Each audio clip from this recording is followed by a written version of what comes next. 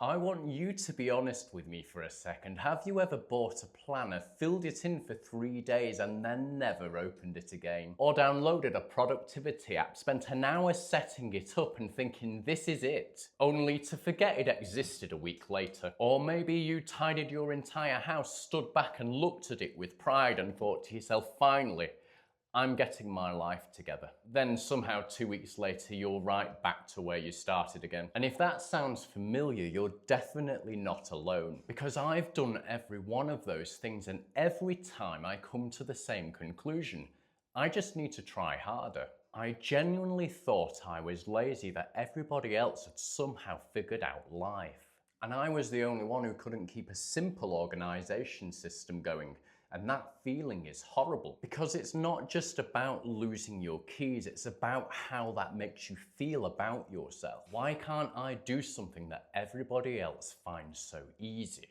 And honestly, I carried this thought around with me for years. Then I was diagnosed with ADHD, and suddenly, so many things started to make sense. Not as an excuse, but as an explanation. I realised something I never considered before. Maybe I wasn't a complete failure because I was bad at organising. Maybe I was failing because every organisation system I tried was expecting my brain to work like everybody else's, and mine simply doesn't. That thought changed everything. Because instead of trying to become a different person, I started asking myself the question, what would an organisation system designed for my brain look like? I was recently diagnosed with ADHD as an adult, and since then I've been trying to figure out exactly how my brain actually works, instead of constantly fighting about it. Because if you've got ADHD, I think we're all told a bit of a lie. We're told, just use a planner, just write a to-do list, just put things back where they belong. But here's the problem. Most of us already know what we need to do.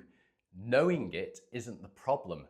Doing it consistently is the problem. And that's the bit nobody talks about. And every time we can't do it, we don't blame the system, we blame ourselves. I did that for years, until this one question changed how I look at organisation. Instead of asking, how can I become a more organised person? I started asking, why do all organisation systems work brilliantly for about a week? Because they always did. For a few days, everything would look amazing.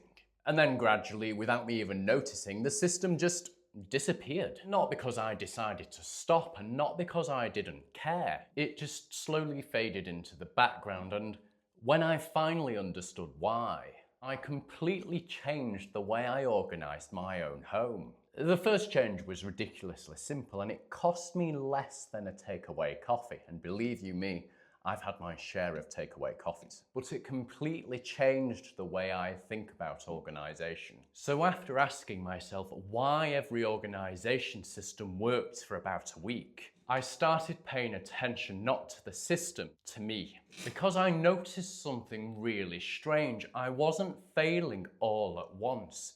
It never happened like that. It would happen with one tiny decision at a time. I'd come home from work, take my keys out of my pocket, and instead of putting them where they belong, I'd think, I'll just leave them here for now.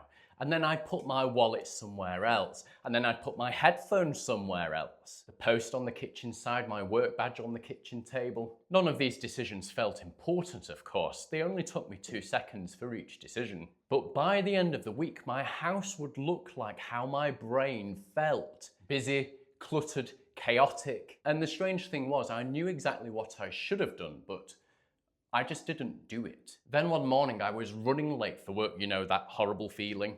You're already checking the time before you've even left the house. Shoes are on, bags packed, lunch is made, everything except one thing.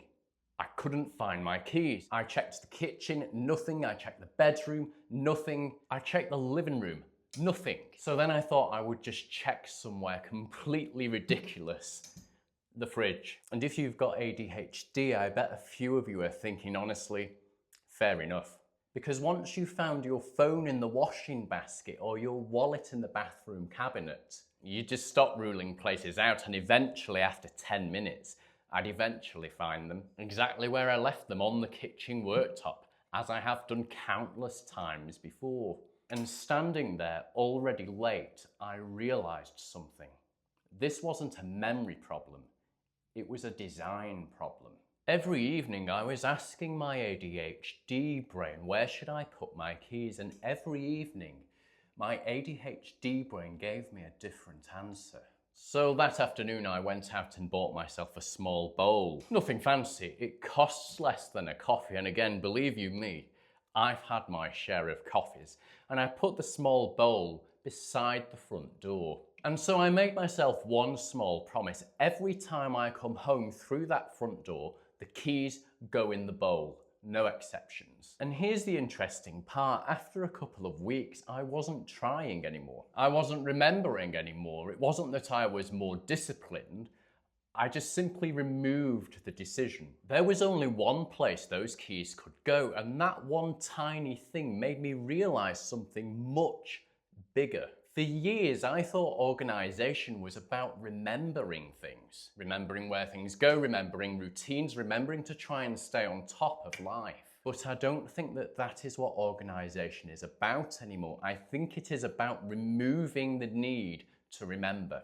Because every decision your brain has to make costs energy. Where should I put this? Should I deal with it now? Should I deal with it later? Can I deal with it tomorrow? Individually, those decisions don't feel like much, but when you've got ADHD, those decisions pile up. And by lunchtime, your brain is exhausted. And so now, whenever I organise anything, I ask myself one question. How can I make this so easy that even the tired version of me will still be able to do it? Not the motivated version of me, not the version of me that's starting afresh on Monday, but the version of me that's had a long day. The version of me that's forgotten why he walked into the room and just wants to sit on the sofa.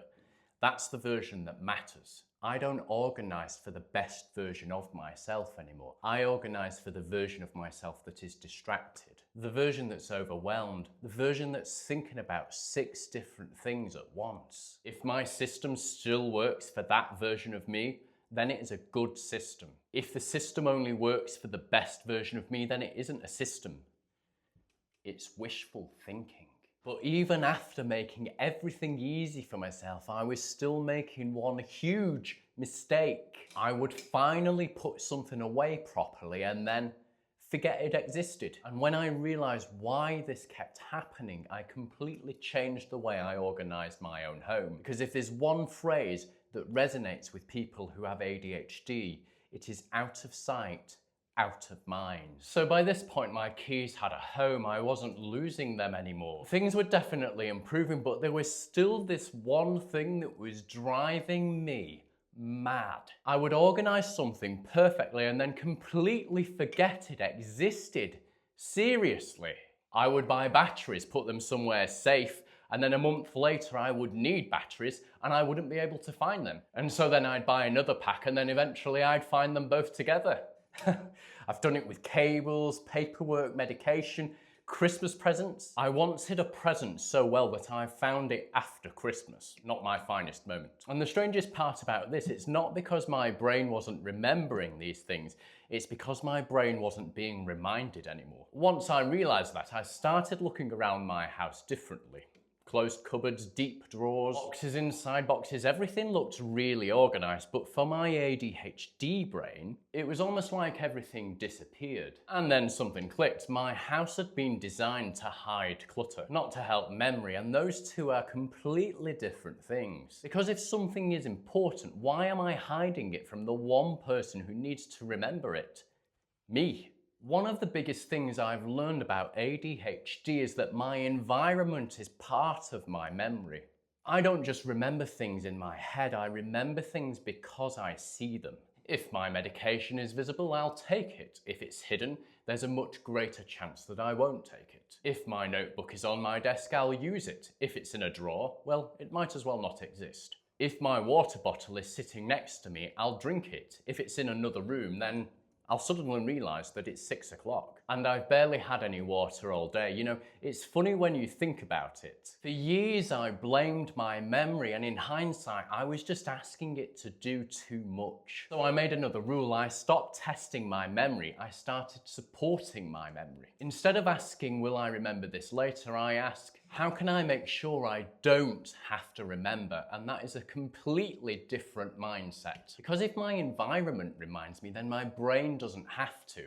And that has been the biggest stress reliever. Not because I suddenly became organised, but because I stopped expecting my brain to carry everything. There was still one habit that made me keep creating clutter, and maybe you do this too. You walk into the house, you've got post in your hand, sunglasses, a receipt, and then you think to yourself, I'll just put these here for now. Just for now.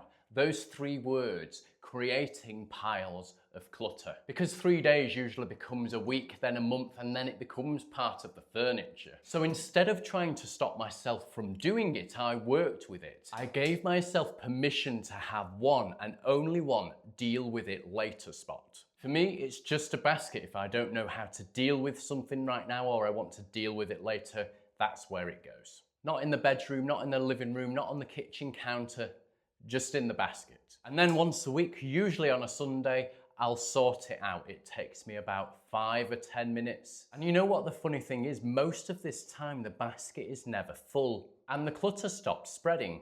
Looking back, I'd spent years trying to establish a perfectly organised house. And now I'm just trying to build a house which is easier for my ADHD brain to live within. And honestly, that one thing taken away so much guilt. By now, things were easier, things felt calmer, I wasn't constantly losing things. But every few weeks, the same thing happened again. I'd get tired and the house would get messy again. And then I'd tell myself the same thing again. I failed again. But then I remembered the real test wasn't staying organised and on top of things all the time. It was allowing yourself to take a step back and then remembering how to build it back up again. Even after all of these changes, there was still something I couldn't seem to fix. Every few weeks, life would happen, work would be busy, I'd get tired. House would become messy again, there'd be post on the kitchen side, there'd be a hoodie on the chair, something I'd forgotten to put away, and every single time I would say to myself, here we go again. I knew this wouldn't last, I'm back to square one, and maybe you've had those thoughts too. Because I think that's one of the hardest parts of ADHD, not the clutter, not losing your keys, not missing appointments. It's how these things make you feel about yourself, that you've let yourself down, that you're a failure, and that everybody else has got this figured out and you don't. And honestly, I spent years believing that. And then one day I looked around the house after a really busy week and I saw toys on the floor, a mug on the side, a pile of post waiting to be sorted. A year earlier, I'd have looked at that and said to myself, I failed again, but this time I didn't. I picked up the mug, I put my keys back in the bowl, emptied my basket, cleared one worktop, and 5 minutes later, the house already felt different. And that's when it hit me. I wasn't a complete failure. Life had just suddenly happened, and those two are completely different things. And this was probably the biggest lesson that ADHD had taught me, is that the goal was never to stay completely organised, because I don't think anybody actually does. The goal is to make it easier for you to come back. Think about it, if coming back feels like you need to climb a mountain, you're going to keep putting off coming back. But if getting back on track is just putting your keys away, emptying one basket and wiping a surface, all of a sudden starting doesn't feel nearly as difficult, and starting is always the most difficult part. The funny thing is, the biggest change wasn't actually my house, the biggest change was the conversation that I was actually having with myself. Instead of asking myself the question, why can't I get my life together? I started asking myself, how can I make tomorrow a little bit easier? Not only is this a kinder question to ask yourself, it also leads to solutions. If you take one thing away from this video today that I've said, I would like it to be this. ADHD doesn't mean you need a perfect system, it means that you need a forgiving one. A system that works when you're tired, when you're stressed, when you're having a bad week. Because that's real life. Anyone can stay organised on their best day, but the real test is if you can stay organised on your worst day. So here's something I'd love for you to try. Don't buy another planner, don't download another productivity app. Just fix one point of friction. Maybe it's somewhere to put your keys, Maybe it's a basket for all the random things that seem to never have a home. Maybe it's moving something important to a place where you will actually see it, just one thing. Because small changes don't just make life easier, they build confidence. And those of us with ADHD have been quietly losing confidence over the years. Please let me know how you get on in the comment section. I'd love to hear from you. And if you're enjoying this content, please subscribe to the channel for ADHD Rise. And I promise you, you will get some good karma for doing so.